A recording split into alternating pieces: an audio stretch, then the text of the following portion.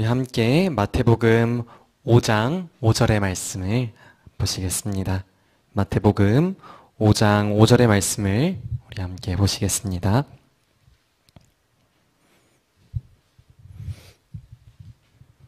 네, 같이 읽도록 하겠습니다. 시작. 온유한 자는 복이 있나니 그들이 땅을 기업으로 받을 것이미요. 아멘. 예, 저는 이 시간 이 심령이 가난한 자는 복이 있다, 그리고 애통하는 자는 복이 있다에 이어서 이 온유한 자에 관한 이야기를 나누고자 합니다. 우리 지난주 그리고 지난주에 살펴본 내용을 잠시 복습한 뒤에 오늘의 말씀을 들어가도록 하겠습니다.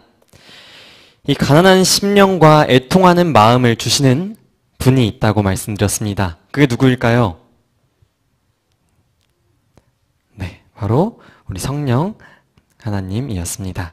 우리 성령께서 우리의 마음에 임하실 때 우리는 예수님의 십자가로 인해서 감사하며 그분의 사랑에 이끌리게 됩니다.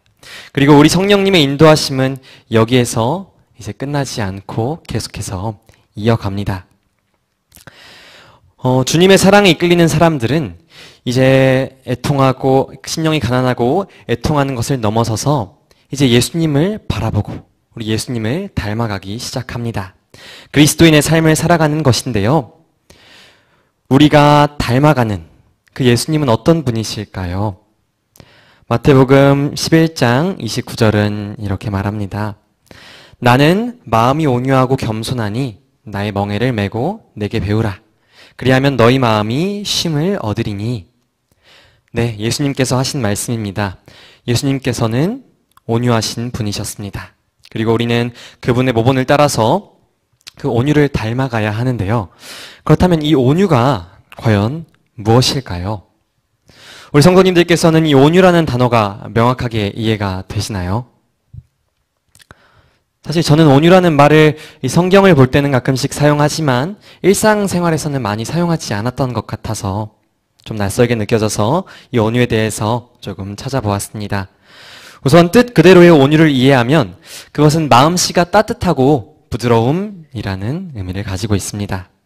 하지만 이것만으로 오늘 이 성경에서 말하는 그 온유를 다 이해하기에는 부족함이 있습니다.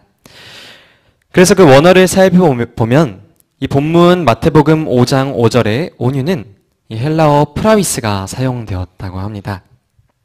이 프라위스라는 단어는 이 동물에게 사용될 때는 길들여진 또는 유순함을 뜻하며 이 사람에 대해서 사용됐을 때는 이 분노하거나 난폭하거나 매정하거나 잔인하지 않고, 네, 분노하지 않고 난폭하지 않고 매정하지 않고 온화하고 친절하고 온유한이라는 의미를 가진다고 합니다.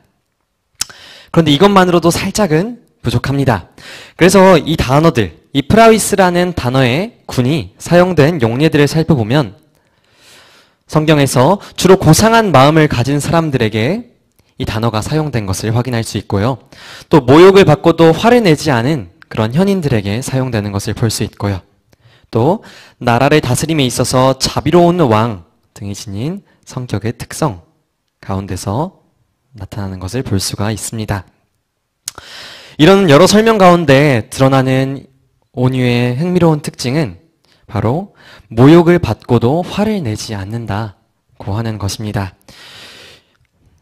앞서 봤듯이 이 온유는 고상한 여러 특징들을 가지고 있지만 우리가 이 온유를 사용하는 경우는 이러한 경우가 많이 있는 것 같습니다.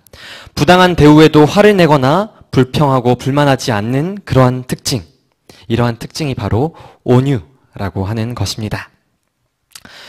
오늘 말씀에서 나오는 이 팔복의 세 번째 복을 받는 사람은 바로 이 온유함을 가진 사람입니다. 이 온유라는 개념은 우리 그리스도인들에게 미덕으로 다가오죠. 그 이유가 뭘까요?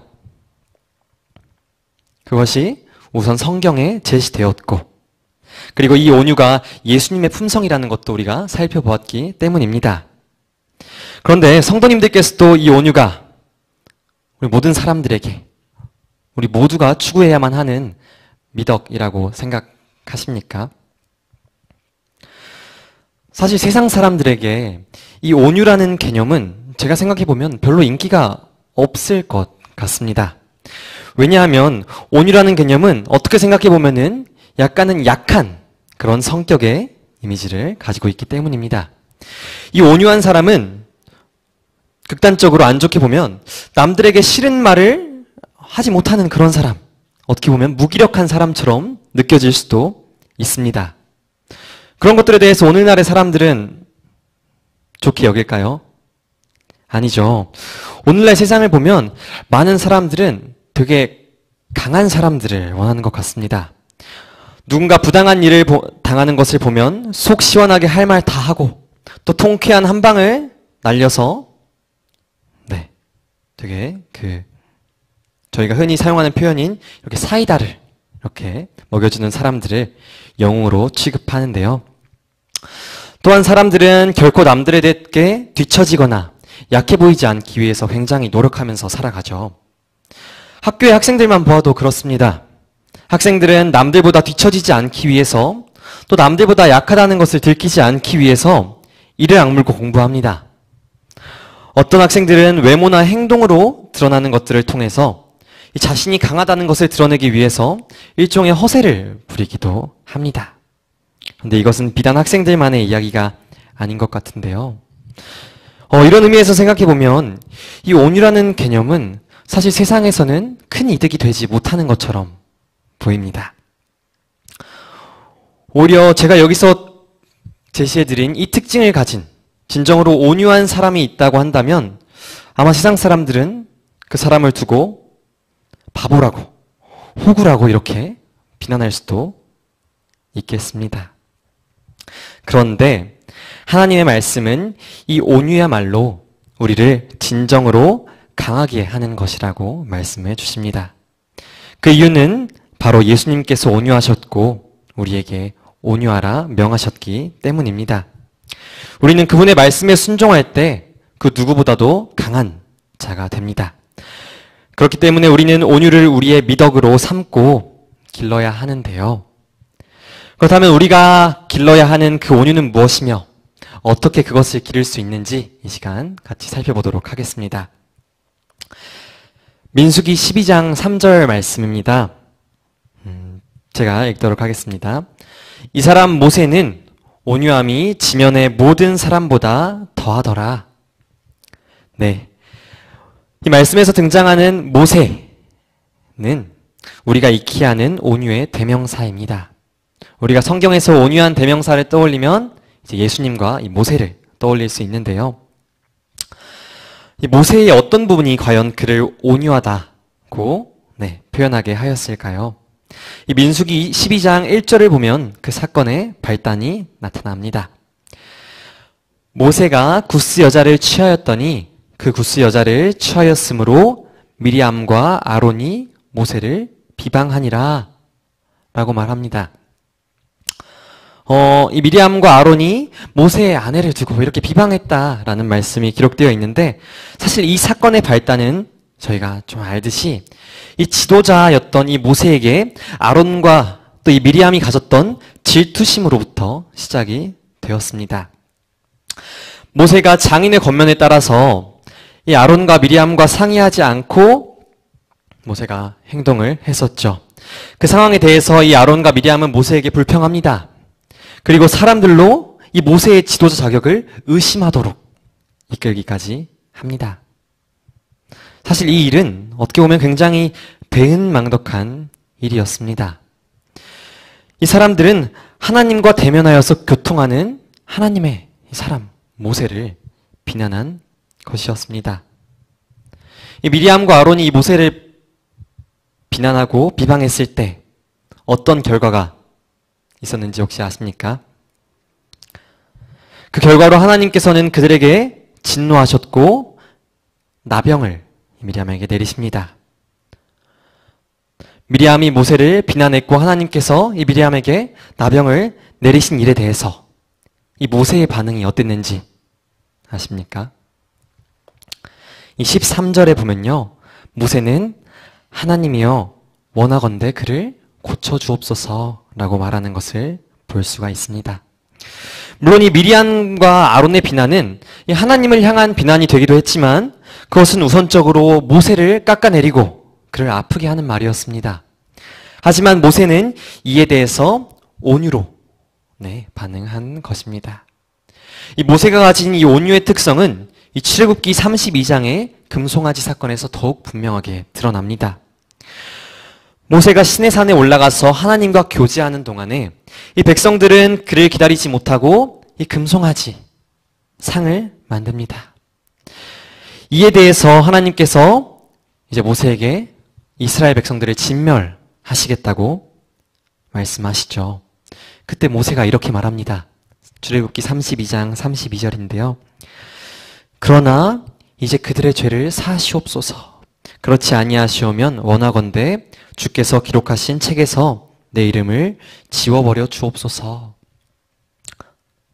그리고 하나님께서는 그런 모세의 간구를 들어주시죠. 이런 모세의 모습이 바로 성경에서 우리에게 추구하도록 권면하는 온유입니다. 이 온유는 우선적으로 인간관계에 있어서 그가 받는 부당한 대우를 어떻게 보면 오래 참음과 인내로 반응하라고 이야기를 해주고 있습니다. 모세가 그렇게 행했습니다.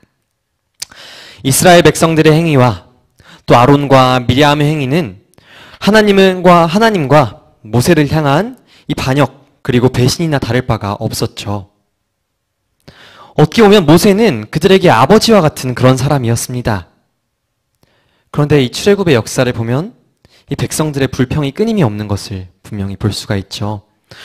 어떻게 보면 이 백성들은 정말 인내심이라고는 없는, 또 믿음이 전혀 없는 그런 이기적인 족속으로 드러납니다. 그런 그들을 지도하고 인도하면서 그들을 위해서 하나님께 밤낮 간구했던 이 모세에게 이 백성들은 자기들의 필요가 즉각적으로 채워지지 않으면 언제나 즉각적으로 불평을 한 것입니다. 또 이 민수기 14장 2절을 보면 이 백성들이 또 믿음이 약해지자 이 모세에게 이렇게 외칩니다. 우리가 애굽 땅에서 죽었거나 이 광야에서 죽었으면 좋았을 것을. 또 14절에서는 우리가 애굽으로 돌아가자 이렇게 이야기를 하는 모습을 볼 수가 있습니다. 만약 우리 성도님들께서 지도자였다면, 우리 성도님들께서 모세의 입장에 있으셨다면 이러한 상황에 이스라엘 백성들에게 어떻게 대응하셨겠습니까? 내가 정말 아끼고 또 애정과 사랑으로 지도해오고 보살핀 자녀가 갑자기 와가지고 자기 마음에 들지 않는다고 차라리 죽는 게 낫겠습니다. 도대체 절 왜 낳았습니까? 도대체 저에게 해준 게 뭡니까? 라고 말한다면 우리 성도님들께서 어떨 것 같으신가요? 아마 속에서부터 이 우라와 분통이 터져나오는 그런 감정을 느끼실 것입니다. 제가 학생들을 보면서 되게 이런 비슷한 감정들을 느낀 일이 있었는데요. 제가 이렇게 학생들을 보니까 중학생들, 고등학생들을 보면 주로 이제 사춘기를 많이 겪고 있었습니다. 그러면서 제가 이 사춘기의 특징 한 가지를 발견했는데요. 이 특징은 이 학생들이 친구와의 관계를 중요시하기 시작하면서 부모님의 지도 혹은 이 통제로부터 벗어나려고 한다고 하는 것이었습니다. 그러다 보니까 이 학교에서 이제 막 시끄러운 이런 학생들뿐만이 아니라 학교에서는 굉장히 조용하고 친구들과 잘 지내는 것 같은 아이들도 이 부모님과의 관계에 있어서는 폭군과 같은 그런 모습을 드러내고는 하는 모습을 종종 볼 수가 있었는데요. 종종 부모님이 아이에게 숙제를 했냐고 질문하면 이 아이가 네 했어요 라고 대답하는 것이 아니라 아 했다고 라고 이렇게 한다거나 밥 먹었냐는 질문에 네 아니면 아니요 아직 먹지 않았어요가 아니라 아 내가 알아서 할게 라는 대답들이 이 사춘기 학생들의 입에서 자주 나오고 하는 것 같습니다. 제가 이제 동생들이 좀 있다 보니까 이 동생들이 부모님에게 하는 모습들을 종종 보면서 마음 아팠던 일이 있는데요. 이제 제3자의 입장에서 부모님에게 그런 말을 하는 학생들을 보면 제가 오히려 속이 답답한 느낌을 받은 적이 많이 있었습니다. 저 아이는 이 부모님께서 그 아이를 위해서, 그 자기를 위해서 하는 말이라는 것을 왜 모를까 하는 그런 마음과 함께 그 정도가 지나칠 때는 오히려 제 마음에 그 아이에 대한 화가 막 이렇게 나는 경우도 있었습니다. 그런데 이런 상황을 직접 당한 모세는 어땠을까요? 아마 이보다 훨씬 더 심한 마음의 동요가 있었을지 모르겠습니다. 이 백성들은 조금만 불편하거나 아쉬우면 금방 소리를 지르면서 이 모세를 원망하고 욕을 하고 또 모세의 마음을 괴롭히는 것입니다. 하지만 모세는 그것에 대해서 화나 분노로 백성들에게 반응하지 않았다라고 하는 것이죠. 이런 상황에 모세는 다음과 같이 말한 것입니다. 그러나 이제 그들의 죄를 사하여 주시옵소서. 그렇지 아니하시오면 원하건대 주께서 기록하신 책에서 내 이름을 차라리 지워버려 주옵소서. 아멘. 이것이 바로 온유입니다. 이 온유는 부당하고 불의한 대우에 대해서 그저 바보처럼 참고 견디는 것이 아니라 그런 것들에 대해서 사랑으로 대하는 것이 바로 온유다라고 하는 것입니다. 그래서 이 온유는 언제나 사랑이 있을 때만 그 사랑으로부터 비롯됩니다. 고린도전서 13장 4절은 또 이야기를 하고 있죠. 사랑은 오래 참고 사랑은 온유하며 라고 말합니다. 이 온유가 사랑에서부터 나온다 하는 것을 분명하게 확인할 수 있습니다. 조금 전에 예시를 들었던 것과 같이 자신의 부모님에게 함부로 대하는 학생에게 이 제3자인 저조차도 이 분노를 느꼈었습니다. 그렇지만 그 아이들을 사랑하는 부모님들은요, 가만 보고 있으면 이 아이들이 막 함부로 행동한다고 해서 이 아이들에게 극심한 분노를 표출하면서 이 아이들을 집에서 쫓아내고 호적에서 이름을 지워버리지는 않았습니다. 그렇죠. 이 부모님이 가끔씩은 욱 하더라도 그것은 그저 짧은 순간의 감정일 뿐이고 그 마음은 사실 그 자녀가 멀어지거나 떠나가기를 원하지는 않죠. 그 이유가 뭘까요? 저는 그 원인이 바로 사랑이라고 말하고 싶습니다. 이 모세도 그랬습니다. 이 모세는 하나님과 연결되어 있는 사람이었으며 사랑이신 하나님과 교통하는 사람이었습니다. 그는 하나님께로부터 직접 사랑을 배웠으며 또 하나님의 그 사랑에 감동된 사람이었습니다. 그랬기 때문에 이 모세는 백성들을 사랑할 수 있었고 그랬기 때문에 이 모세는 온유할 수 있었습니다. 저는 시작하면서 성령 하나님께서 우리에게 임하여 우리가 그분의 사랑을 느낄 때 우리의 심령이 가난함을 경험하고 또 애통하며 온유해진다라고 말씀드렸습니다. 이 모든 경험은 그 사랑으로부터 비롯되는 것입니다.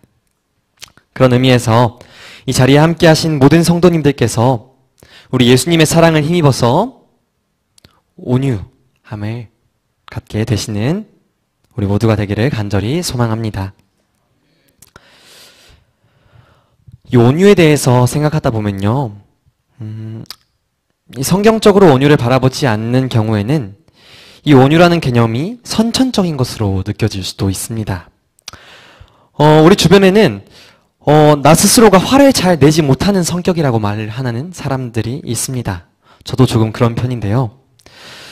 또 우리는 자기 스스로 나름대로 착하고 온유한 사람이다 하고 스스로 생각할 수도 있습니다. 그리고 다른 사람들로부터 그러한 이야기를 들으면서 살아갈 수도 있는데요.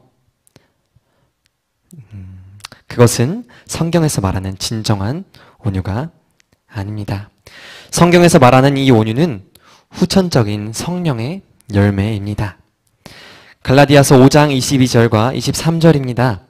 오직 성령의 열매는 하면서 나오죠. 사랑과 희락과 화평과 오래참과 자비와 양성과 충성과 온유와 절제니 라고 분명하게 말하고 있습니다. 이 온유는 성령님께서 우리 속에 자라게 하시는 열매다라고 하는 것입니다. 또 이 온유는 우리가 스스로 개발할 수 있는 것, 우리가 타고날 수 있는 것 또한 아니다라고 하는 것입니다.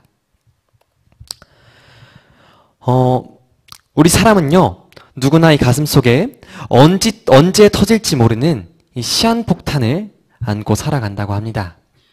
이 말은 우리가 사람마다 그 상황과 반응의 정도가 다를 수는 있지만 누구나 이 분노하고 폭발하는 그런 유혹 가운데서 살아간다는 것을 의미합니다.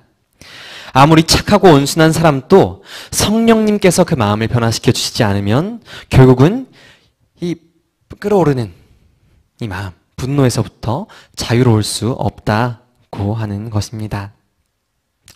이 변화되지 않은 품성 속에 자리 잡은 이 시한폭탄은 나와 내 주변을 언제나 위협합니다.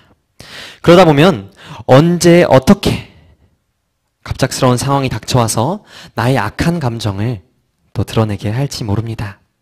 이처럼 우리의 악한 감정이 막 표출된다라고 하는 것은 우리의 품성이 여전히 그리스도를 닮지 못했으며 우리가 죄에게 종노릇하고 있음을 드러내는 표가 될 뿐입니다. 만약 우리 그리스도인이 그리스도를 닮지 못한 품성 가운데 살아간다면 그것은 너무나 안타까운 일이겠죠. 그것은 우리에게 땅을 유업으로 받을 자격을 박탈하는 그런 일이 됩니다. 그렇기 때문에 우리는 더더욱 이 온유를 추구해야 하며 이 온유를 위해서 성령님께 간구해야만 합니다. 그렇다면 여기서 한 가지 의문이 생깁니다. 그렇다면 이 온유가 우리에게 필요하다면 하나님께 제가 온유할 수 있도록 도와주세요 라고 기도만 하면 될까요? 물론 그 기도도 필요한데요. 우리가 이 온유에 집착하고 온유를 위해 고심하고 노력하는 일은 단순히 이 온유에 집착하는 일은 이 온유한 마음을 얻기 위해서 해야 하는 핵심적인 일은 아닙니다. 그래서 이 남은 시간에는 이 온유를 어떻게 우리가 그럼 얻을 것인가를 잠깐 보겠는데요. 계속해서 반복하는 부분이지만 이 온유는 사랑에서부터 시작됩니다. 그렇다고 하는 것은 우리 속에 사랑이 가득할 때 우리는 자연스럽게 온유하게 된다는 것을 의미합니다. 저는 지난 설교에서도 끊임없이 예수님의 사랑을 강조했습니다.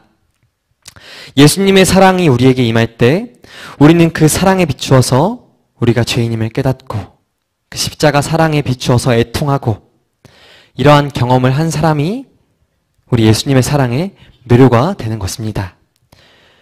그런 우리 그리스도인은 그리스도의 사랑에 매료되어서 그분의 사랑을 계속해서 생각하고 묵상하고 또 끊임없이 그분을 바라보게 됩니다. 그렇게 할 때 우리는 예수님의 품성을 닮아가게 되는 것입니다. 이 마태복음 11장 29절을 다시 한 번 더 보겠습니다. 나는 마음이 온유하고 겸손하니 나의 멍에를 메고 내게 배우라. 그리하면 너희 마음이 쉼을 얻으리니. 우리가 예수님의 사랑에 매료되어서 그분의 사랑을, 즉 그분의 말씀을 매일같이 묵상하고 그 가운데서 나타나는 사랑을 우리의 것으로 계속해서 받아들이면 우리는 예수님을 닮아가는 사람들이 될 수 있습니다. 우리는 성령님의 인도하심을 힘입어서 그 마음속에 온유함을 품게 될 수 있다고 하는 것입니다. 존경하는 빛고울교회 성도 여러분, 온유하고 싶지 않으십니까?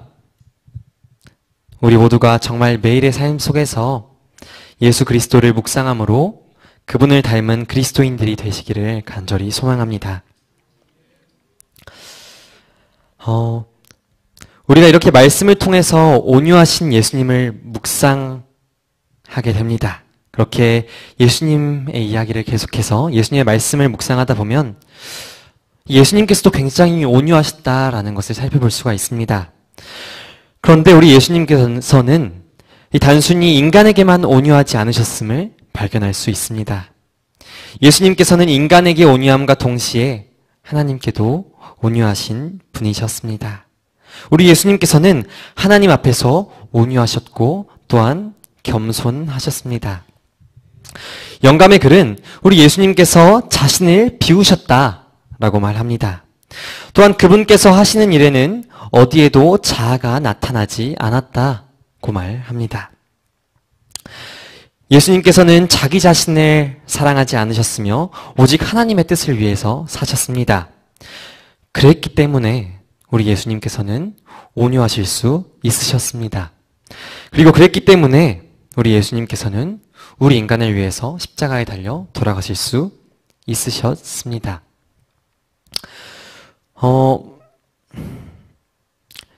우리는 지금껏 이 교회 다니면서 나의 자아가 죄가 된다라고 하는 이야기를 많이 들어왔습니다. 우리는 이 온유의 공과에서 왜 자아가 우리에게 죄가 되는지를 살펴볼 수가 있습니다. 영감의 글은 우리의 평화를 깨뜨리는 것은 우리 자신에 대한 사랑이다 라고 말하고 있습니다.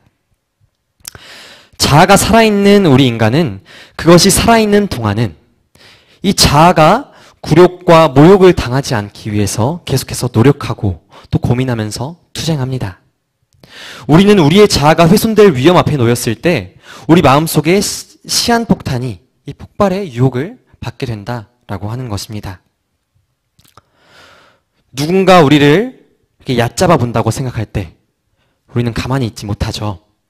누군가 우리를 막 이겨먹으려고 하는 모습을 보았을 때, 또 누군가 나에 대해서 나쁜 소식을 막 퍼뜨리고 다닐 때 우리는 어떻게 하면 그 사람을 이길 수 있을까?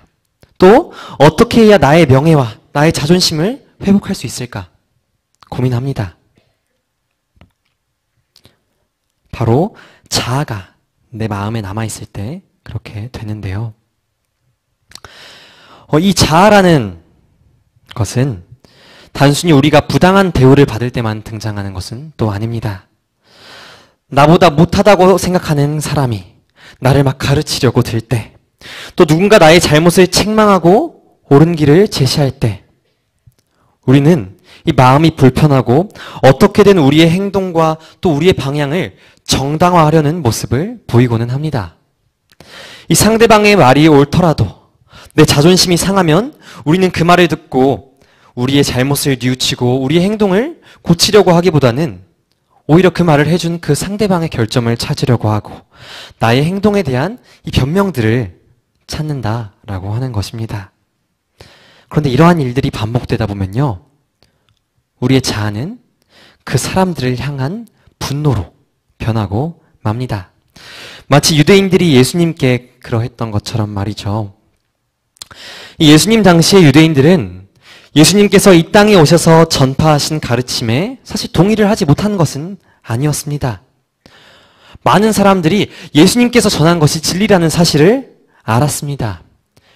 그리고 그분께서 자신들에게 주는 교훈의 말씀을 이해했었습니다. 그런데 자아가 가득했던 그들의 마음에 이 예수라는 사람은 그저 이 비천한 나사렛에서 올라온 자신들보다 못한 그런 사람이었던 것입니다. 그랬기 때문에 그들은 예수님의 말씀을 받아들이지 않았습니다. 그리고 예수님께서 하시는 말씀이 옳든지 그렇든지 그들은 예수님을 거절하기로 결정을 해버립니다. 나아가서 예수님께서 그들이 잘못하고 있는 것을 집어주었을 때 이 사람들은 분노하고 예수님을 증오하여서 그분을 죽일 계획을 세우고 결국은 예수님을 십자가에 못 박습니다. 이에 대해서 영감의 말씀은 만약 예수님께서 자신을 높이며 그들 앞에 나타났다면 그들이 예수님을 따랐을 것이다 라고 말합니다. 하지만 하나님 나라의 정신은 결코 자신을 또 자아를 높이는 것이 아닙니다. 죄에 속한 사람은 죄에 이끌리듯 자신을 높이는 누군가에게 끌리는 것은 그 사람도 자기를 높이고자 하기 때문이다 라고 영감의 교훈은 기록하고 있습니다. 그런데 이 가운데 나타나는 이 유대인들의 모습이 단순히 그 당시 사람들의 이야기는 아니라고 하는 것을 우리 성도님들도 아실 것입니다. 우리의 마음 가운데 여전히 자아가 남아있다면 우리는 사실 온유할 수 없습니다. 그런데 그렇게 하다 보면 예수님께서 이 땅에 다시 오시더라도 우리는 유대인들이 그랬던 것처럼 우리 예수님을 기쁜 마음으로 맞이할 수가 없습니다. 자아를 비우고 또 온유를 얻어서 우리 예수님을 맞이하는 우리 모두가 되었으면 좋겠습니다. 우리 모두에게 그리스도의 십자가에 이 자기 자신을 사랑하는 마음을 내려놓는 그런 역사가 이루어지기를 간절히 소망합니다.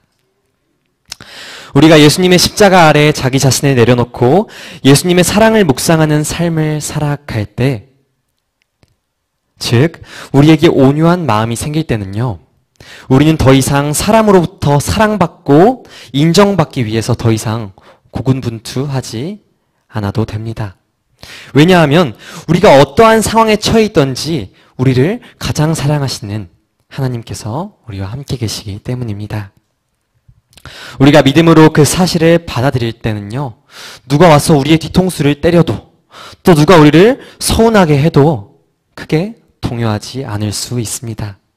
왜냐하면 이제 우리의 만족은 오직 하나님께로부터만 오기 때문입니다. 그렇기 때문에 온유한 그리스도인은 언제나 평안을 소유하며 이 모세와 예수님께서 가지셨던 그 온유를 가질 수 있는 것입니다. 이것이 우리 삶에 이루어질 수 있는 가장 큰 축복이고 또 기적이며 우리 마음속에 우리 예수님께서 살아계신 증거가 될 것이라고 확신합니다.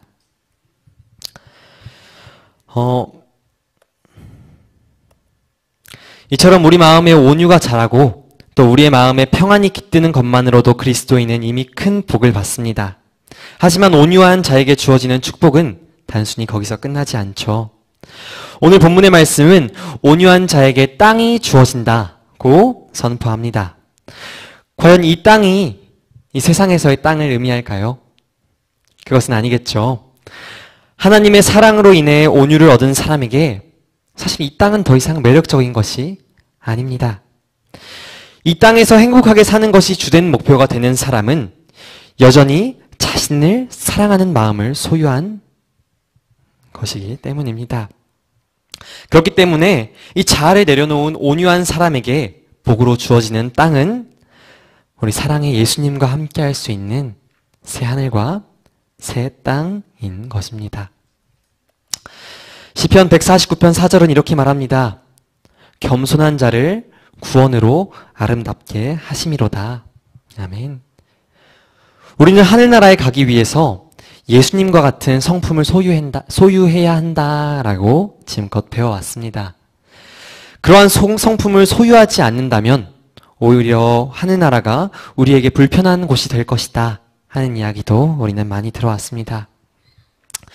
그렇기 때문에 우리가 온유한 성질을 소유해 나간다면 그것은 우리가 하늘에서 살기에 합당한 사람으로 준비해 나가는 과정이 될 것입니다. 예, 사랑하는 성도 여러분, 우리 하나님께서 우리를 위해서 준비하신 땅을 소유하기 원하지 않으십니까? 네, 세상에서 땅을 소유하는 일이 가치 있는 일인 것처럼 이 영적인 땅을 차지하는 것도 우리가 굉장한 가치를 가지고 살아가는 우리 모두가 되길 소망합니다. 우리가 그리스도인에게 주어질 이 새 땅을 소유하는 일이 우리에게 굉장한 가치가 있는, 그리고 우리에게 가장 중요한 일이 되었으면 좋겠습니다. 그렇게 우리 모두가 온유를 소유함으로 또 새 땅을 유업으로 얻는 그리스도인들이 되시기를 간절히 소망합니다. 이제 마지막으로 이 온유가 우리에게 가져다주는 복이 한 가지 더 있습니다. 그 한 가지만 빠르게 살펴보고 마무리하겠습니다. 이 5월은 무슨 달이라고 이야기하나요? 가정의 달이라고 이야기를 하죠. 저는 이 가정의 달을 기념하여 이 가정에 참 행복이 주어지는 한 가지 조건을 소개하고 마치려 합니다. 이 가정에 참 행복이 주어질 수 있는 이 조건은 바로 온유입니다. 한 사람이 온유를 소유하게 될 때요, 이 온유의 영향력을 제일 많이 받는 사람들은 그 사람과 가까운 사람, 즉 그 사람의 가족이 됩니다. 이 온유한 사람이 있는 가정에는 행복이 자라나게 됩니다. 반대로 한 사람이 온유를 소유하지 않는다면 또 가장 먼저 불행을 경험하는 것 또한 그 가정이 되겠죠. 가정에 나타나는 그리스도의 온유는 가족 구성원들을 행복하게 해줍니다. 가정 안에 이 온유가 있으면요, 부부 간의 말싸움이 줄어들고, 또 부모와 자녀 간의 말다툼이 줄어들게 될 것입니다. 또한 온유는 감정의 충동적인 성향을 없애고 그 가정의 분위기를 분명히 부드럽게 만들어 줄 것입니다. 그렇게 될 때 그 가정에는 분명히 행복이 넘치고 또 하나님께서 원하시는 이 세상의 축복이 되고 또 세상의 빛이 되는 그런 하늘 가정의 일부분이 될 것입니다. 우리 모두가 어느 가정의 구성원으로 살아가고 있죠. 그런데 혹시라도 그 가정에서 내가 지금 느끼고 있는 감정이 불평과 실증이라고 한다면 우리는 오늘의 말씀을 기억해야 하겠습니다. 우리가 먼저 예수님의 사랑을 배우고 그 온유를 닮아갈 때 우리의 가정에 행복이 찾아올 것입니다. 예, 존경하는 빛골교회 성도 여러분, 이것이 우리가 살아내야 하는 그리스도인의 가정의 모습이 아니겠습니까? 우리 모두가 이러한 그리스도인의 삶을 살기를 간절히 소망합니다. 그래서 우리 함께 예수님의 사랑을 매일마다 묵상하기를 간절히 원합니다. 그 사랑을 묵상함으로 우리 예수님의 온유를 소유하는 우리 모두가 되기를 원합니다. 그렇게 할 때 하나님께서는 우리 빛골교회의 사랑이 넘치게 하시고 또 우리 빛골교회를 세상의 빛을 선포하는 우리 예수님의 도구로 분명하게 사용하실 것입니다. 온유한 자는 복이 있나니 그들이 땅을 기업으로 받을 것이미요. 이 자리에 함께하는 모든 성도님들께서 정말 우리 그리스도의 온유를 닮아서 하나님께서 기업으로 주시는 땅을 소유하는 하나님의 아들, 딸들 되시기를 간절히 소망하며 오늘의 말씀을 줄이겠습니다. 네, 함께 기도하는 시간을 가지시겠습니다. 네, 계속해서 기도하고 있는 5월 27일부터 진행되는 4주간의 우리 빛골교회 전도